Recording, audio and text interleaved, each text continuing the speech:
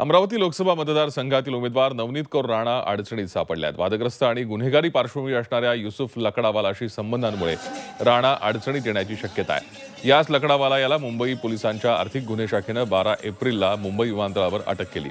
याच लकडावाला याला नवनीत कौर राणा यांनी 80 लाख रुपये कर्ज दिल्याचा उल्लेख अर्ज भरताना सादर केलेल्या प्रतिज्ञापत्रात केला आहे। त्यामुळे नवनीत राणा आणि आमदार रवी राणा यांचे लकडावालाशी काय संबंध आहेत ते स्पष्ट करावं असं आवाहन खासदार आनंदराव अडसूळ यांनी दिलं आहे।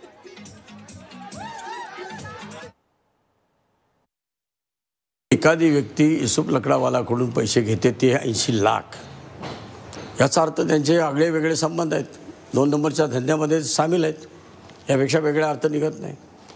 आणि अशा अनेक गोष्टी जो आपल्याला त्यांचा राणा एज्युकेशन संस्थेला एक प्लॉट दिला सरकारने। आता सरकारी प्लॉट हा लीजवर असतो त्या एज्युकेशन संस्थेला, त्यावर सरकारची परमिशन न घेता किंवा सरकार देऊ शकत नाही, एका बँकेकडून 12.5 कोटी रुपयाचं कर्ज घेतलेलं आहे राजरोषपणाने।